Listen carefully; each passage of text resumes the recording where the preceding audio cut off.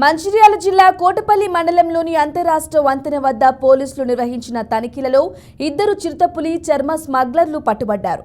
ఛత్తీస్గఢ్ రాష్ట్రంలోని బీజాపూర్ జిల్లాకు చెందిన వారుగా పోలీసులు గుర్తించారు.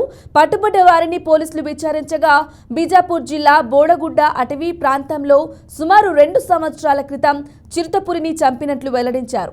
మంచిర్యాల జిల్లా కేంద్రంలోని గుర్తు తెలియని వ్యక్తికి విక్రయించే క్రమంలో పట్టుబడ్డారు.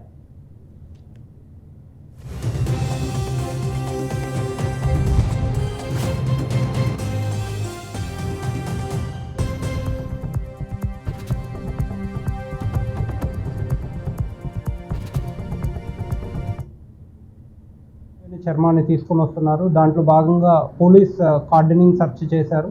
అందులో అది చిరుతపులికి సంబంధించిందిగా గుర్తించి మాకు ఇన్ఫర్మేషన్ ఇవ్వడం జరిగింది. దుర్గం పవన్ అనే వాళ్ళు దాన్ని వేటాడి చంపడం జరిగింది. అక్కడి నుండి దాన్ని ట్రేడింగ్లో భాగంగా దాన్ని మహారాష్ట్ర దాటి తెలంగాణలోకి తీసుకుని రావడం జరిగింది. మంచిర్యాల దగ్గర దాన్ని ట్రేడ్ చేయాలనే ఉద్దేశంతో, దాన్ని అమ్మి లాభం చేసుకోవాలనే ఉద్దేశంతో వస్తున్నారు.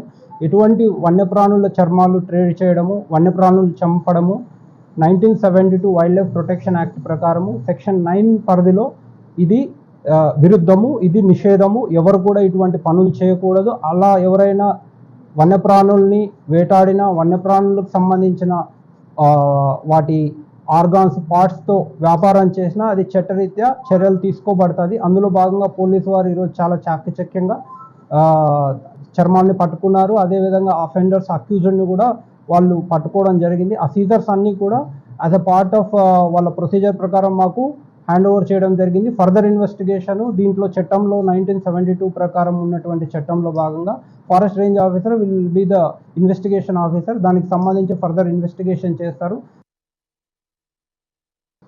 2 వ్యక్తులు వెహికల్ ద్వారా